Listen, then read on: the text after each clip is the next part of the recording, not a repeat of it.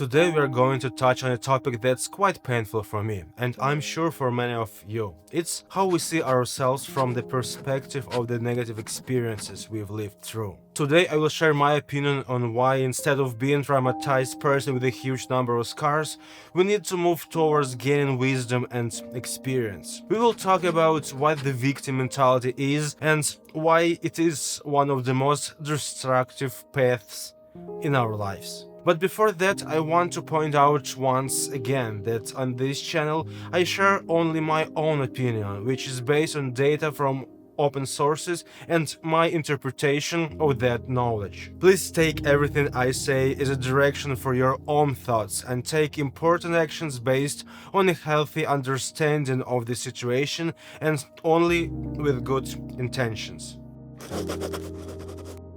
So every difficult event in our lives can potentially develop into directions. When we go through a certain negative experience, we have a choice in how we will process this experience and in what direction our thoughts will move based on it. These two directions are to become a victim and to gain wisdom. I understand how difficult it might be for some to accept this information, but let's try. Hit the like button if you believe that all negative situations can be transformed into something that makes you much stronger. Before we move on to discussing these states directly, let's talk about what trauma is and why our body constantly tries to protect us from negative experiences. Many psychologists say that trauma is a useful feature of our body, and this is correct from the point of view of sustaining our life. If we burn ourselves on a hot pan, we understand that we need to be more careful with hot things. If a dog attacked us in a childhood, we will avoid places with a beware of dog sign for the rest of our lives. When we get burned by a difficult relationship, we will also avoid relationships in the future because our brain doesn't want to experience that same pain again. And there is an absolutely positive aspect to this. Our brain tries to extend our life by avoiding mistakes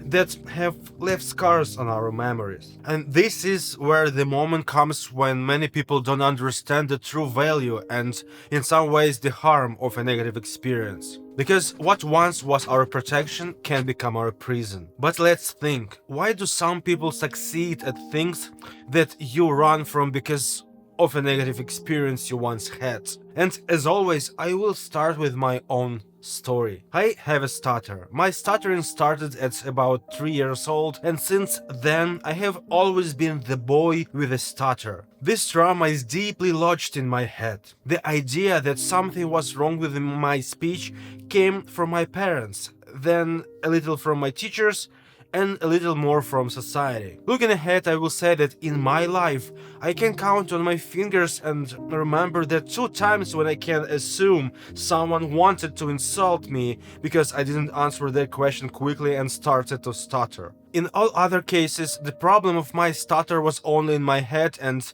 in the heads of my parents who shared the victim mentality with me and always tried to put a soft pillow under me every time I could get hurt because of my stutter. So it turns out that my stutter became a huge scar without any physical injuries. And the most paradoxical thing is that such psychological scars cause us more negative consequences than physical injuries. But we have a way to avoid this. We will talk about this later, but first let's go back to the 2 positions we can take after a negative experience. And I want to start with the position so familiar to me, the position of a victim. When you go through a negative experience, for example, you get a job at a company where you are treated with disrespect. Your ideas are not considered and you feel absolutely miserable. After some time, this situation will literally begin to destroy your life. First, you will stop wanting to go to work. Then you will start to quietly hate your boss and co-workers. You won't quit because it's hard to find a job. You need money to live, and all of this will build up layer by layer in the form of trauma. In the end, you decide to quit, and after quitting, your inner offended victim will sincerely hate any similar job. All office work will honestly annoy you, and in that case, this trauma will put you in the victim position. You will scream that office work is a monster, maybe even publicly or in private circles spread gossip about that job, and at every opportunity you will complain about how hard it was for you, how no one understood you, and how awful everything was there, that you will never work for anyone again. And it's good if against the background of this position you decide to start your own business and take the first step towards your dream. But unfortunately, most people just bury themselves in anger, and to the question, how are you? They always answer, I'm just surviving. Everything is bad. Sound familiar? Or do you need another example? For such people, any negative experience is associated with the desire to wrap up in a warm blanket, take a cup of tea and cry at the full moon, because there is no one in this world understands how hard it is for us. Mature people definitely have a story of a first relationship. It could be a romantic, friendly, or family relationship. And in every relationship, most people sooner or later face problems. Wise people solve these problems and draw conclusions from them. Foolish or weak people usually cut off all contact with people because somewhere in their head they understand that if we stop communicating with a person who for some reason brought a negative experience into our life, then we can protect ourselves from possible traumatic consequences in the future, which is quite a controversial topic. In one of my videos I already said that we should not be afraid to part with people, and I still stand by that position. But sometimes, without realizing it, we part with people who, in their hearts, did not want to hurt us. Our parents, children, brothers and sisters, people who by definition cannot have evil intentions, sometimes hurt us out of their own foolishness or expressiveness, and the best decision we make is the decision to stop communicating. Because in theory, if there's another conversation tomorrow, we might again be told something that will awaken our inner victim and make us suffer. Don't you find something illogical in these words? Something wrong? Our inner victim born from a negative situation is that dark part that is called the inner shadow. And in the video at the link, you can watch the video where I talk about the shadow. Our shadow is that part of us that doesn't let us move forward, that says you are not the best, that you will fail right now, that you will not succeed. And this shadow feeds on our fears, our resentments, our experience that leads to suffering. As I said at the beginning of the video, not all is lost.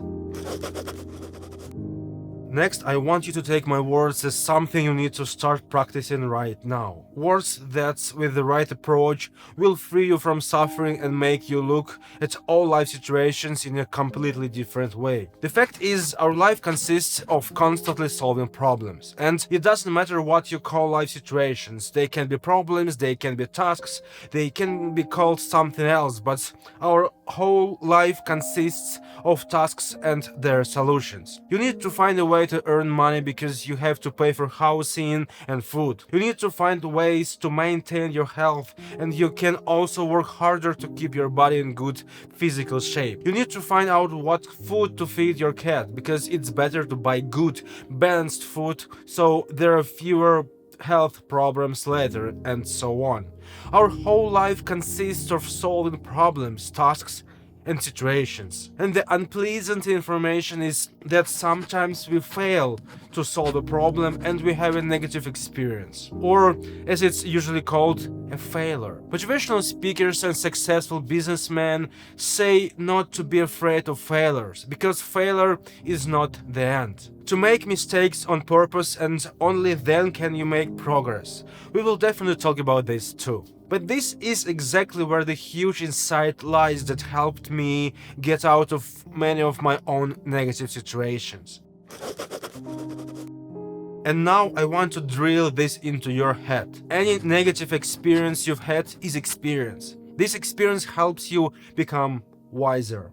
And this wisdom in the end will give you the understanding that there are not situations that affect your true happiness. because the past has already happened. It does not define your future unless you give it that power. If you have lived through something terrible, then you have already lived through it. I don't know if you have this saying, but in my childhood I often heard, what doesn't kill us makes us stronger. And this strength is not about hating the whole world and taking the victim position, but about taking a pause, analyzing the situation, drawing a conclusion, and living this life further, but with the awareness that hot frying pan can be used to create culinary masterpieces if you use an oven mitt or a handle. That relationships can be unsuccessful, but there are billions of people on the planet around us, and you will definitely find the person with whom you will be happy to walk through life. And even if you have experienced something incredible, terrible, related to violence and death, you also need to analyze the situation and understand that if you were the only survivor out of 300 people in a plane crash, it is not an indicator that you should no longer fly on airplanes. It is a fact that you always have a chance to stay alive, even in situations where it seems impossible. From Buddhism, we can draw the golden truth that there is neither birth nor death. We are living our life now. In this moment when you are listening and watching this video, you are living life. Maybe it's not easy right now, but it is your life. Tomorrow may be better, it's maybe worse, but that's how it will be. And the only thing I will do is live my life with all its ups and downs, observing what this life gives me and what wisdom I can draw from it. Therefore, if you carry the grief or loss, the only thing you can do is experience that grief as experience and as wisdom. And be sure to share this wisdom with others. For example, in the comments under this video, because what you once went through this will surely help someone else in the same situation. And I really ask you to be happy, to learn to love yourself and the time you're living with yourself. I'm grateful to you for watching this video, subscribe to the channel and be sure to share your stories in the comments below. Thank you and we'll see you in a happy life. Namaste.